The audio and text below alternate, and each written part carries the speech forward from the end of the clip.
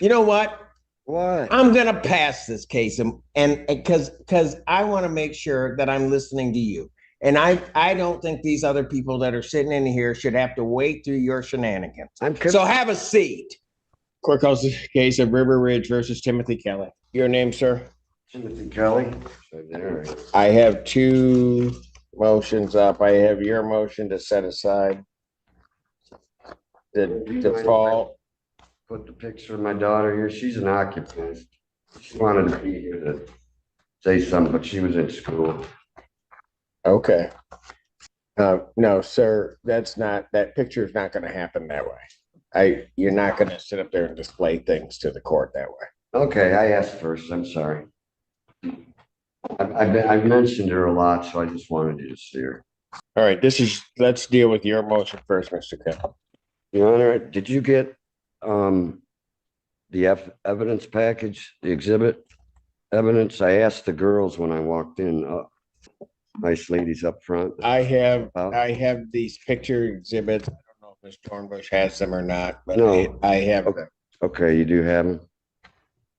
Your Honor, I do not have them, just so the court is aware. All right. I thought they were both sent because I have a double thing where you could send group, and I sent them.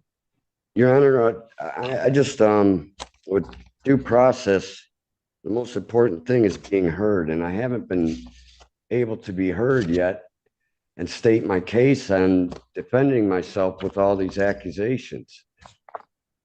And you know, that's why I know I missed the trial, but there's all kinds of things, reasons for it. I've met all the demands of the court. If you remember, I was before you for 4 or 5 months in a row dealing with the rent, and we made decisions, and I lived up to the demands and so on and so forth. So I did you read the motion where I gave you? I have read everything that comes in this. All right. I didn't know. I'm just, I want to have a trial. Sir, I gave you that opportunity to have a trial on October 30th, and you failed to appear. I know, but fails to appear sometimes happens. Can I read something to you, Your Honor? This is all diversion programs and sent down by the Attorney General to try and help tenant landlord disputes. That a judge could take a proactive role in the hearing by ensuring that both parties know. What are you reading from? It's recommendations from, we never even got a chance to talk or settle. I mean, we had a last settlement conference, but we didn't talk about anything. And before that, the attorney and the landlord, the property manager kept me from talking to him. We couldn't even try and settle. And throughout the whole thing, all the legal stuff that I read is that you try and work it out before the eviction case. And also I have, this is for sure a retaliatory eviction, and you wouldn't even let me speak on it the one time I brought it up because. Sir, you know what? What? If you give me a trial, Your Honor, did you read the character references my neighbor sent you? Do not come here. What? At this hour. Right here, things take a sharp turn. The judge is no longer just listening. She's asserting control over the courtroom. And legally speaking, this moment is critical. Courts operate on procedure, not persuasion. When Mr. Kelly begins questioning whether the judge reviewed everything, it's interpreted as challenging the integrity of the court itself. That's a risky move. Judges are expected to remain impartial, but they also demand respect for the process. Now ask yourself, did Mr. Kelly cross a line here, or is this simply a frustrated defendant trying to be heard? Either way, this tension is going to shape everything that follows. Questioning me about what you think I haven't read. I have just told you that I read everything in the file. I apologize. Do not come here before me, because all of these people have been sitting here. They've been here, and tell me ever that I won't give somebody an opportunity to be heard. Do not insult this court that way. Do not insult me that way. Now, if you want to start your argument again, you may, but you will not sit here and impugn the character of this court or of me with regard to listening to tenants and landlords regarding these proceedings. And you will not attempt to try to school me with some literature as to how to handle a case. I have been doing, you know what? What? I'm going to pass this case, and because I want to make sure that I'm listening to you. And I don't think these other people that are sitting in here should have to wait through your shenanigans. So have a seat. I'm confused, Your Honor. Please. I didn't say it was you. I said due process. That's all I said. Have a seat. I wasn't saying anything. Have a seat and keep your mouth closed.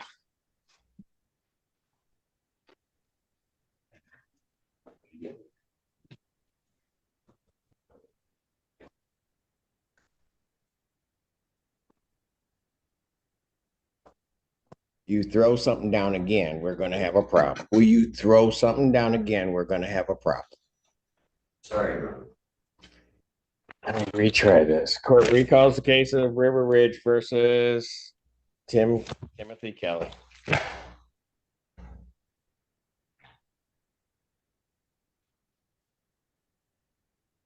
This is your motion to set aside the default judgment.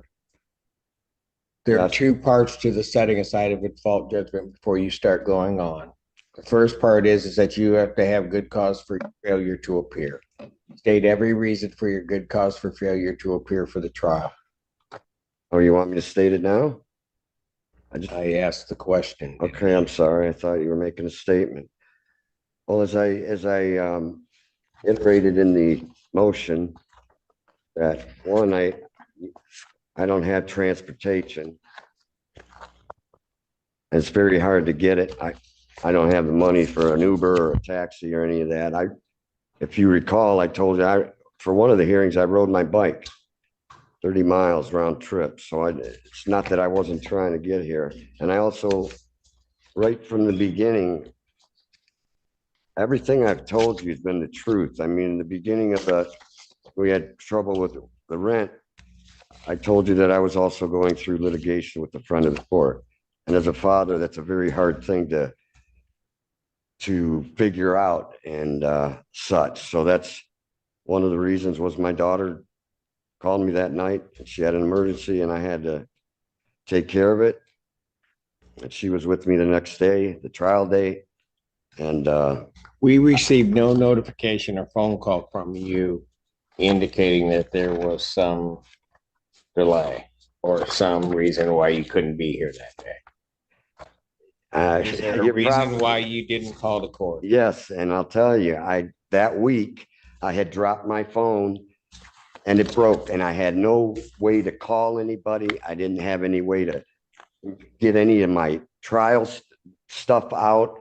I couldn't access anything. I didn't have the money to buy another phone. So for 4 days, 5 days there, I was in purgatory, so to speak, without being able to communicate, without being able to get anything off the phone pertaining to the trial or this case. And that's the truth. You mean you couldn't have found a place to call from? Pardon me? You couldn't have found a place to call the court from? Yes, well, I was in the middle of this. Look at my child. I don't want to put it on record yet because it has to do with some serious things going on with her safety wise. So, and I didn't know, it's very hard I don't want to, can I ask you a question about the trial? I mean, I don't want you to think I'm questioning your judgment, but I'm confused about why it was set on to the bench when I demanded a jury trial way back. We have already gone through this. You failed to comply with the escrow order. Plaintiff was entitled to a trial as to the issue of possession, an immediate trial. I set it out a few days. We have been through this. I'm not relitigating everything, nor answering all of the questions that I've asked, that I've answered for you in the past, Mr. Kelly. I'm just not doing it. I don't recall us talking about whether it was going to be a bench or a jury. Honest, Your Honor. And I've Your Honor, met. I can state the exact date that this was addressed because I specifically emailed the court to clarify if the jury was waived and was able to verify. So I can remind the court the exact date that conversation happened. I thought at that time that it was a. I'm not going back over this. Your Honor, if you would listen to, if I could cross-examine witnesses and bring my witnesses in, you'd see a different light on this, I swear. I haven't been able to present anything. You don't, I mean, may I ask you another question that I don't get? I'm not questioning you, but I wasn't there and I don't understand how it came to the trespass and the witnesses that I can't go around them. What was said that you think I'm a danger to the community? It wasn't an issue of you necessarily being a danger to the community. They were trespassing you after the writ would issue. It's as simple as that. Okay, well, I mean, those were a couple on the list were friends. I mean, I get along with Kevin, and so I didn't understand why I was out, you know, but it was a good reason. I want you to know the facts of the case. That's all. The second thing is that you have to state to the court a meritorious defense. Please state your meritorious defenses, Mr. Kelly. Well, can you help me out with the meaning of that more? No. No? Okay. Well, you know, I know I have a right to counsel, but all the resources are used up. I have tried for since this case began to get some help from the state and all the resources that are listed, you know, and nobody, they're all filled up. I think it's hard to even express because I'm afraid I'll offend you. And sir, do not try to blame me. I'm not blaming you this at all. You just need to say what you're going to say. Okay, well, I don't think that there's anybody that comes before this court that would at all indicate I don't listen. I may not agree with you, but I will always listen. So don't try to put it, poor me. no, Somehow this judge won't listen to me. I'm not. Say what you have to say, and then I will make my decision. Well, I had all kinds of things written down. I started to read it, and you said, "Don't read that to me." Well, I don't know how to present. Can we go over the evidence? May we do that? I marked all the. Your Honor, I would object. I've not seen this evidence that Mr. Kelly is referring to. It certainly wasn't attached to the motion that I received. I don't know when it was filed with the court, but I've not seen this evidence to be able to comment, to be able to prepare any sort of response to it. It pertains to my oral argument already on the record, Your Honor. I'm going to sustain her objection. You can't come here with new things expecting for the opposing side to respond to them. Well, I was going to fill out. It doesn't work that way. Okay. I was going to fill out an amendment to the motion, but I've been up all week, all night trying to just get the proper paperwork into you and do it all right. It's not easy being 95% of us tenants don't have lawyers. We're pro se.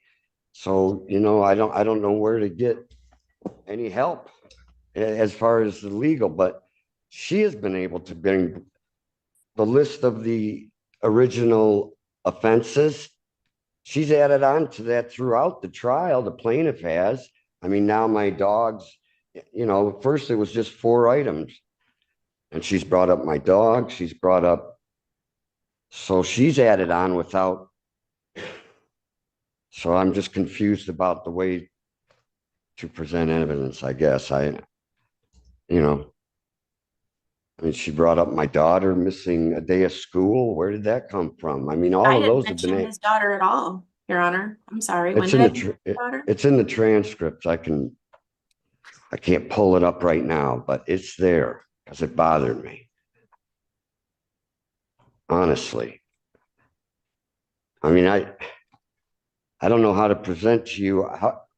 Why don't I get to present the retaliation defense?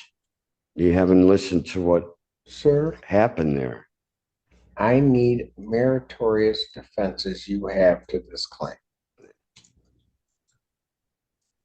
You can't tell me what, may I look the word up in my phone? If you can do it quickly, you can go ahead and do it quickly. Never mind. Okay. No, go ahead and look it up. I don't And- Your Honor, Mr. Kelly is retrieving his phone. I just want to make the court aware that I would like an opportunity to respond to. Oh, absolutely. As soon as we can get there. What's the word, Your Honor? Meritorious. Meritorious. Could you spell it for me? No. Okay. See. You Oh, filed the motion. yeah, probably should have paid attention to that. Yeah. Well, it's hard. I've been reading everything in the law. It's the only way I can do anything. And there's a lot to take in, Your Honor. The delay suspension of an act.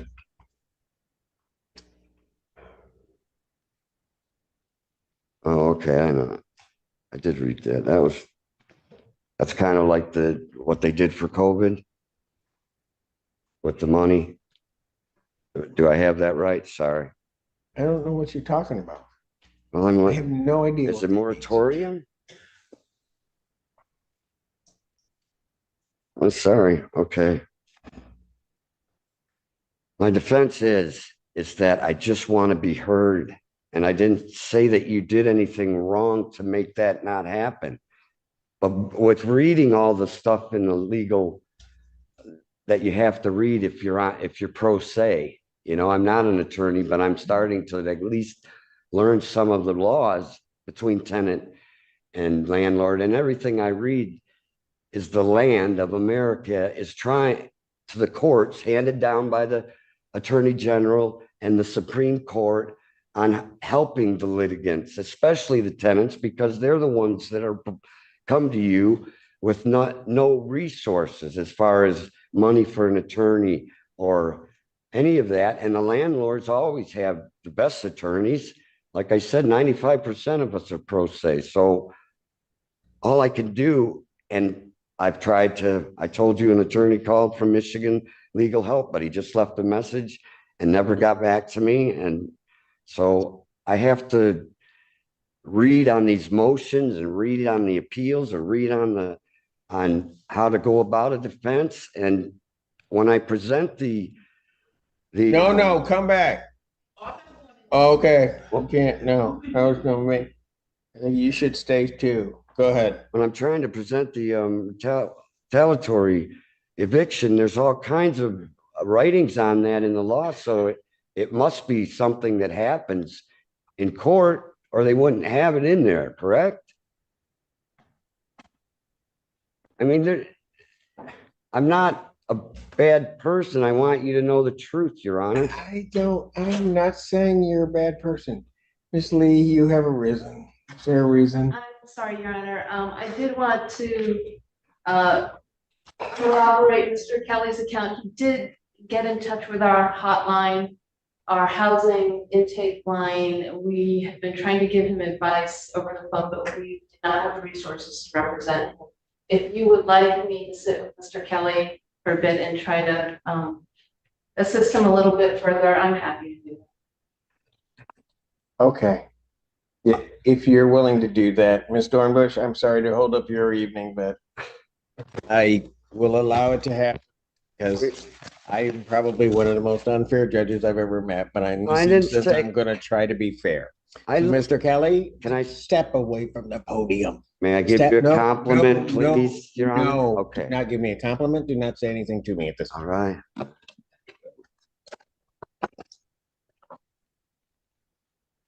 I'm going to handle Mr. Fink's case as Ms. Dornbush. Sooner or later, you'll be able to go home. Okay. She's going to be mad at me. I would never dare. I tried. River Ridge versus Timothy Kelly.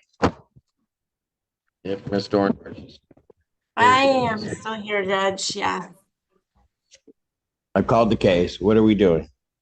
Well, Your Honor, as far as what you asked me about the defense, I just want to make a notation at the bottom. It says, upon information relief, resident has failed to remedy the violations after being given an opportunity to cure. Thus, grounds for termination exist. I did cure all of them at the time they asked. Every time they ever asked, I always met their demand, whether I liked it or not. So I would like an opportunity to go to trial and defend this and show you that. And as far as any verbal abuse, I put in one of my letters or one of my motions that somewhere there's a phone call of that, because it was a three-way conversation, and I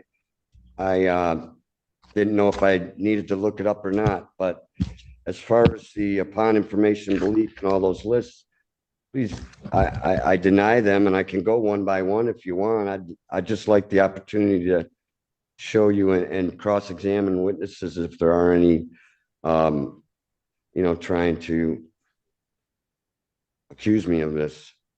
I adamantly deny most of what's on here. I mean, there was the car, we talked about it, on the grass, but that was during the settlement conference. During what I was just trying to explain to you is that's not how it was. It says parking on the lawn on or about. That car was on the lawn for about 3 months, and then she asked me to move it to the drive. We pushed it to the drive, and then it finally got towed 3 months later for expired plates, because the car wasn't running at that, but it had legal plates up until that point. So that's all I was trying to explain that one day about the car when, the final settlement conference. I wasn't disputing that at one point it was on the lawn, but it's kind of, and I don't know how that works, but I do have witnesses for most of these to dispute them. And I don't know if you have that in front of you, but doesn't that read like if the cure was given, that there wouldn't be grounds for termination, or am I reading that wrong? Because I did cure everything they've ever asked me to do as far as moving. All right, Ms. Dornbush, your response. Thank you. Oh, I'm sorry, I don't have. Go ahead. I'm waiting for Mr. Kelly to get his hearing device. Thank you. Your Honor, at the outset, when Mr. Kelly first began speaking, he made a statement that he has complied with all demands of the court. And I want to first address that statement because that's absolutely false. Mr. Kelly has not complied with all the demands of the court because he was ordered to do several things early on and he did not do any of them timely. Most recently, he did not pay the full October rent into escrow. He did not pay November rent into escrow. He did not pay rent into escrow with the motion that he filed, even though he checked the box stating that he did. He made a statement, Your Honor, that there was no opportunity to settle this. That is also false because Mr. Kelly and I had a very lengthy conversation back in August, at which time we did attempt to settle this, but the settlement offer that I was authorized to make was not something that Mr. Kelly was satisfied with. The only settlement that Mr. Kelly wants is an agreement by my client that he can stay. And that's not something my client is going to agree to. And I made that very clear to Mr. Kelly. Now, this is where the case shifts from emotional arguments to hard legal reality.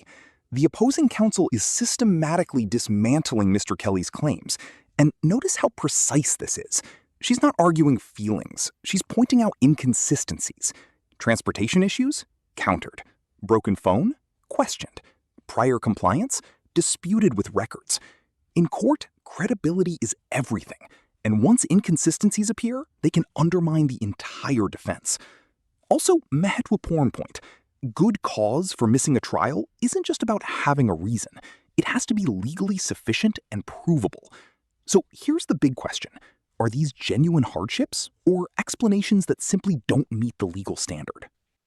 Your Honor, with respect to Mr. Kelly's motion and his statement that he has good cause for his failure to appear, he put many things in his motion, Your Honor. I would say the majority of them have absolutely no relevance to the issue of good cause. That is delineated in the response that I filed with the court. And Your Honor, just for Mr. Kelly's awareness, there was a glitch in our system, and the address that I mailed my response to, which it went out day before yesterday, so we probably wouldn't have been delivered by today anyway. It's not going to go to him. So with his permission, I will email him a copy of it if he wants it for his records. I'll stick it in the mail as well, because I do have his email address.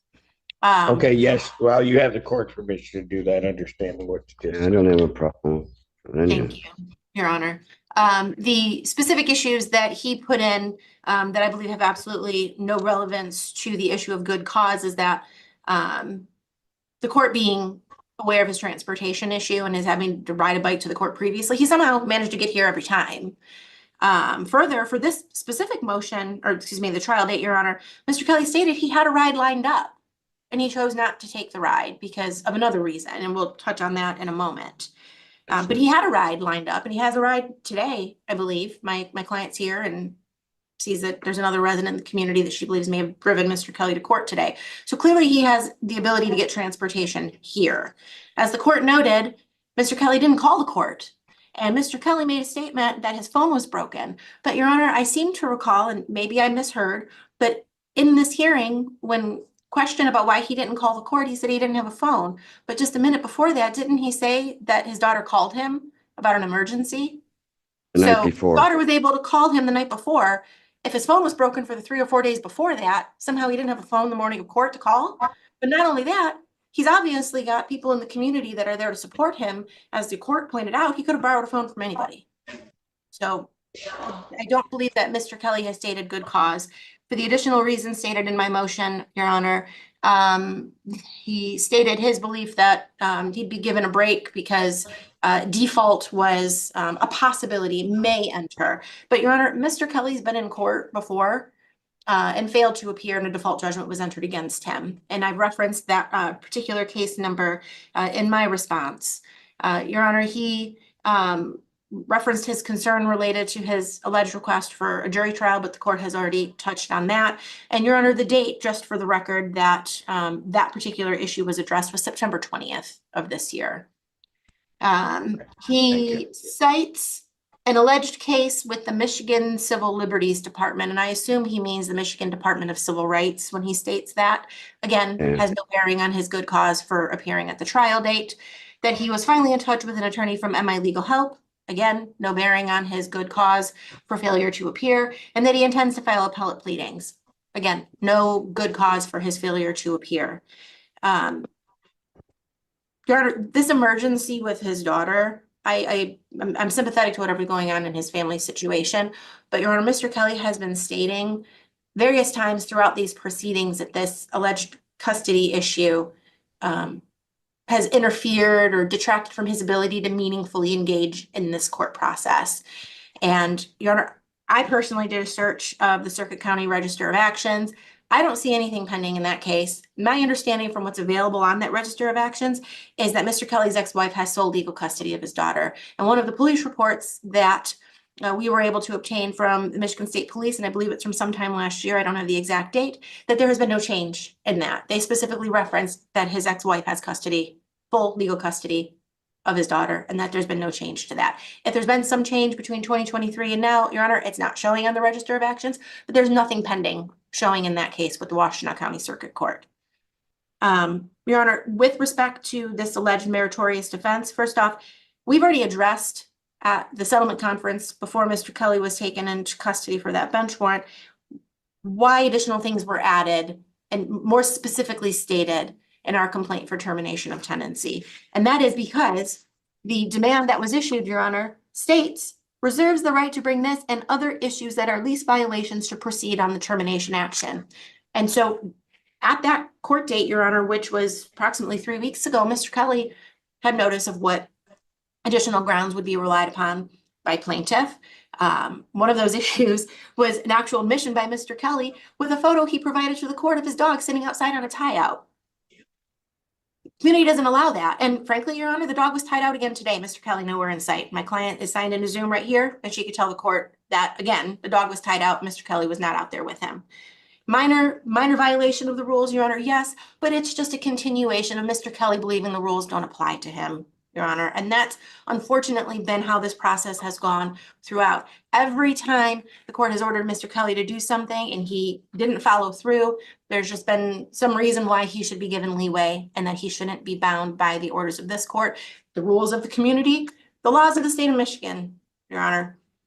Speaking of those laws, Mr. Kelly has still yet to state any defense to his driving in the community, probably since 2017, without a license.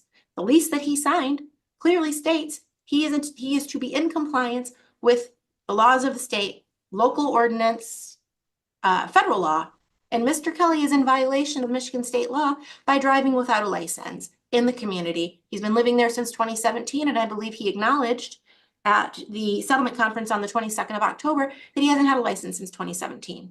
So that on its own is sufficient grounds for this court to grant a judgment of possession. And I believe Your Honor even alluded to that at the last court date and still gave Mr. Kelly the courtesy of having an opportunity to appear for a bench trial and bring his witnesses. With respect to this alleged retaliation or retaliatory eviction, Your Honor, the statute is very clear on what constitutes retaliation, and Mr. Kelly has yet to cite anything in that statute that my client, that he has done that would bring about a claim of retaliation by my client. But even if he had, Judge, that is a rebuttable presumption. And my client would still have the ability to show that they have legitimate grounds to terminate Mr. Kelly's tenancy. Your Honor, at that settlement conference, it was discussed how Mr. Kelly's answer was deficient for a number of reasons. One of those things being that he in no way addressed the specific issues that were referenced in the termination of tenancy notice, that being the animal loose in the community, disturbing other residents, parking on the lawn, failure to maintain the home and site, verbally abusive towards management. He's addressed a few of those things today, Your Honor. And my client would acknowledge today that certain issues with respect to violations relating to condition of the site were addressed. But as we discussed at length at the October 22nd hearing, Your Honor, with respect to the vehicle, it sat there for months after violations. And Mr. Kelly didn't do anything about it. My client had to ultimately have the vehicle towed. So there's a violation right there that there's clearly no defense to. With respect to the verbal abuse of management, Your Honor, how do you cure that? You can't go back and take the words back. I mean, it happened. So that's not really a curable thing. With respect to disturbing other residents, that's something that continues to happen. That's not true. I mean, that's just a statement. Mr. Kelly, I didn't interrupt you. Oh, I'm sorry. I can't talk. I thought you were done. I'm sorry. You will have an opportunity to respond. But Your Honor, we talked at length on October 22nd about how Mr. Kelly's answer was deficient because it didn't address those things. And in filing his motion, Your Honor, he still doesn't address those things. The only things that he brings up is this alleged audio recording that he thinks will prove retaliation. But that's not going to be sufficient. The statement that he's provided does not give any detail, which is the issue that was precisely stated at the hearing on the 22nd, and Mr. Kelly is still not following the rules and now expects the court to give him leeway again. The court has already done that by setting the matter for a bench trial on the 30th. Mr. Kelly's own motion, Your Honor, clearly states, I made the decision not to come to court because I didn't want to bring my daughter. He made a calculated decision based on the circumstances not to come to court. And he has not set forth anything in his motion that should change that outcome, respectfully, Your Honor. And so I have to ask that this court deny his motion and allow the judgment to stand. Your Honor, I want to address the motion itself. She had brought in I meant to put that under the ex parte where I marked the money to go into escrow. And But there was no escrow filed. no, there wasn't, but there was a box. Your Honor, when I was before you, before it was, you know that I have money problems. I have a fixed income coming in every week, every month. And when that comes in, I can pay any arrearage. I mean, and that's what I was speaking to when I met the demands, when only in the money, I wasn't talking about here, but when I went before you, I've been going before you for the last 4 or 5 months before the just cause. And what I was saying was that, you know, when you said pay on this date and the court said we did, except the one time when I was $43 short, which she'll probably bring up. And regarding the settlement agreement, I was going through these. In fact, I was on the car on the lawn discussing it and speaking to you, Your Honor, when you discovered the warrant thing, and then I was taken out. And when I came back, we didn't discuss anymore. So, I mean, I don't know how I can address it better than that. We were addressing it and going down the list, but then I didn't, you know, I didn't get to, but, you know, it's kind of hard. I'm trying to follow her. You know, some of these things, she says that in my answer, I don't explain things. It's kind of general. Well, this stuff doesn't either. It just says that, you know, she's stating that the abuse and threatening of staff, I have yet to hear, what are you talking about? I mean, we can all throw out things out there, but what did I say? Who did I say it to? You know, what was it? Because I can remember that conversation and the incident because that coincides with the electrical cord. So, I mean,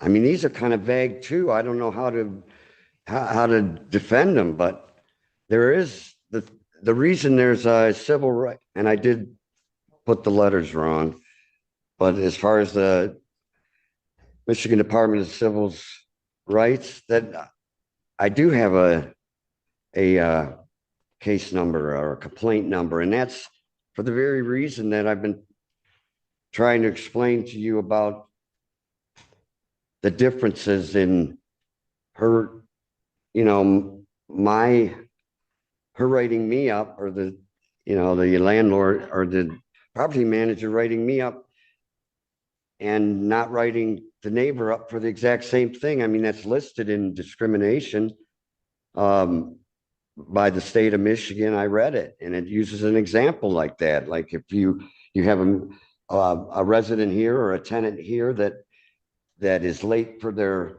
rent, and you go in and make a move on them, but across the street is the same exact thing. They're late on rent, but you don't there.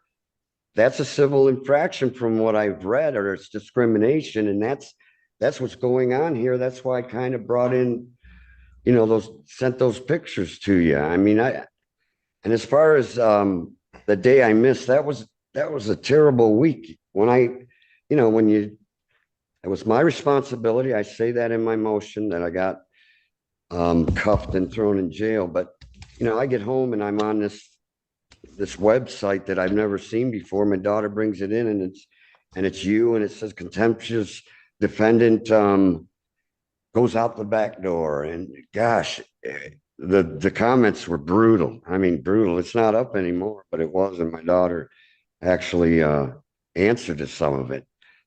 So that week was just brutal. But I said that about my daughter because and the neighbor that drove me here, he's left, so I'm stranded again. But he will attest that we were ready to. He was my ride. He usually is, and his car's in the driveway right now. It broke down, and I did try to get other rides, but everybody's at work at that time of day. So what I meant in that was I did have my daughter. If I do get a ride, I got to take her. I wonder if you said you had made a decision not to. Well, only because I didn't know if it was allowed at the court. No. You're telling me you had this and this is what you would have done. But your motion says you had made a decision because of your daughter not to come to court. with Can't her. have it both ways. No, I know. Mr. I explained before that what I was going to bring her, Your Honor. That's what that meant.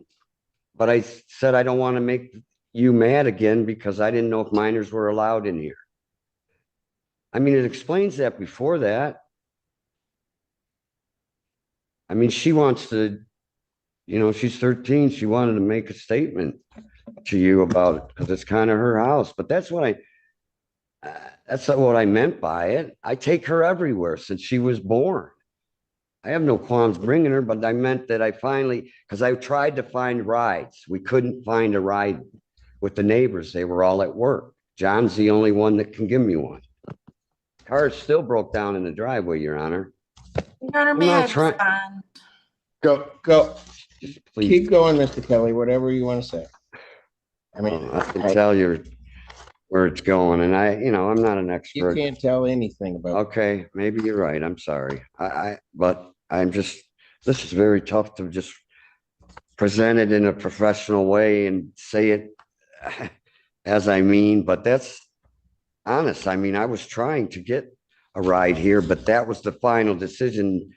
So I don't get a babysitter for her and go hitchhike down Michigan. I just said, since she's here, that was just meant that I made that decision after I couldn't find a ride.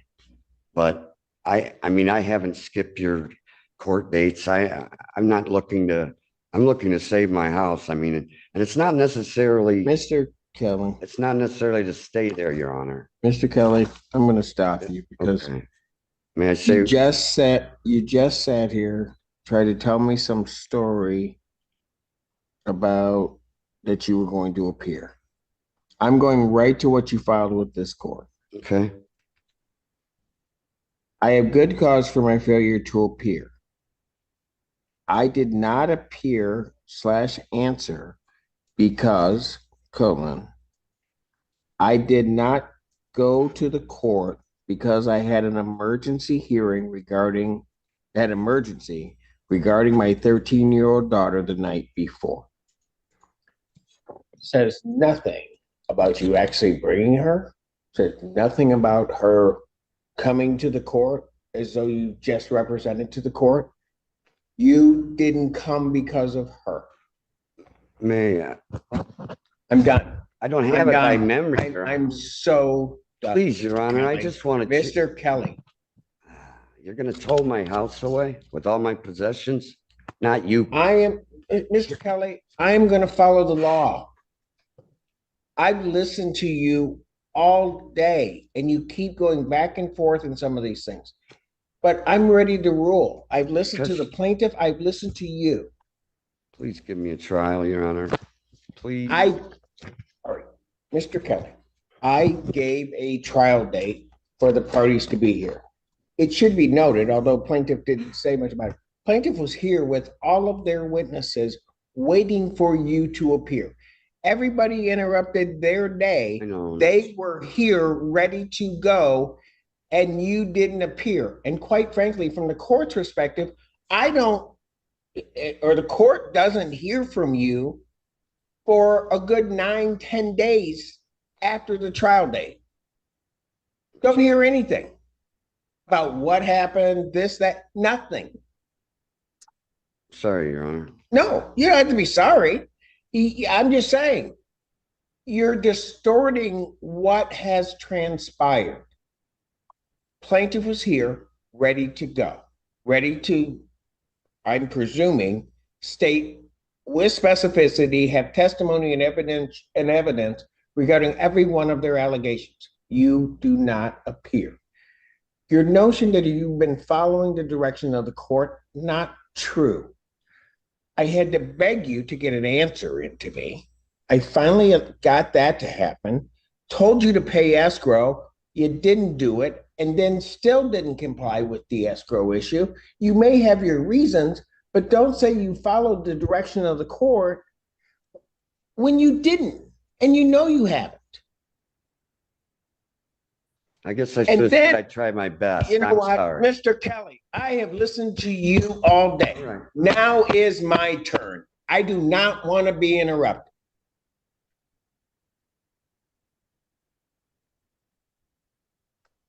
So for the reasons, part of the reasons regarding your, as I've indicated, there are two prongs you have to satisfy. One is you had good cause for not appearing. You have by no means established that you had any good cause whatsoever from appearing on that date. Now, you make it sound regarding your arrest on the bench warrant as though somehow or another you were manhandled, put in jail, locked in a cell, way down. Let's be real about what happened. You got locked up because there was a valid bench warrant out of 14A4 district court. My court, but handled by another judge. That judge, as I told you, happened to be here that day. We took you into custody. I spoke with her to make a determination as to what to do. And one thing you never said about it, ever, because you're just trying to create sympathy, is you were released that same day. Told what your trial date was, told everything, and you were released without having to post. In fact, when you came back, I arraigned you on the bench warrant and gave you the date to go appear for your driving while license suspended. So don't make it seem like somehow or another this evil judge all of a sudden locked you up on a driving while license suspended and just left you sitting in jail, and that because of that you could barely get yourself out of jail and then appear for trial. That's not what happened. Do not interrupt. And then you sit here with these meritorious defenses or whatever you're trying to claim are defenses. I agree with plaintiff. You have not established any of those defenses, particularly the one you keep trying to harp on, which is a retaliatory conviction. There's a predicate before you can even allege that. You've not even gotten there. Nothing you've alleged is even close. So you don't even have to go through a further analysis of it. You haven't started that type of action against the plaintiff. You've not stated it and haven't shown anything regarding that. The cold-hearted reality regarding the meritorious defenses is, and this is just the reality of how it works, the plaintiff would have to just show one, and it could lead to your termination of your tenancy. When you place yourself in this position, you have to show me a meritorious defense to all of their claims. You failed to do that. I honestly don't believe that you've established even one, but you certainly have not met or established any defense whatsoever to any of these claims. I'm done. You just haven't established. And so for those reasons, your motion to set aside the default judgment is denied. The court specifically finding that good cause nor meritorious defense has been established. The judgment will stand, the writ of restitution will issue. Because the writ of restitution is issued and there hasn't been a written answer filed to the motion to remove the manufactured home and the time has passed, the court will also sign that order and grant that plaintiff's motion regarding that. I am. All my Thank you. stuff's in there, Your Honor. All my daughter's stuff, the neighbor's stuff. And my equity in the home.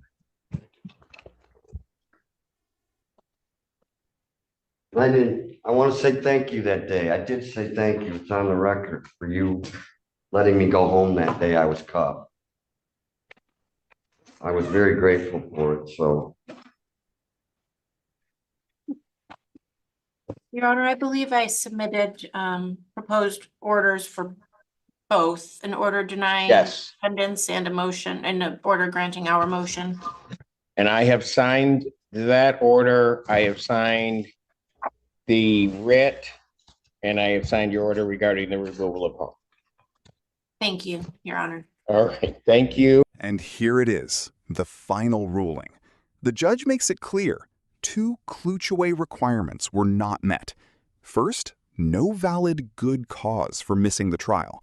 Second, no meritorious defense strong enough to challenge the claims. And legally, that's decisive. Once a default judgment stands, reversing it becomes extremely difficult without solid proof on both fronts. This case highlights a harsh truth about the legal system. Effort alone isn't enough. It must align with procedure, timing, and evidence. If you found this case as intense and eye-opening as we did, make sure to hit that like button. Share your thoughts in the comments. Was the ruling fair or too strict? And don't forget to subscribe for more jaw-dropping courtroom breakdowns.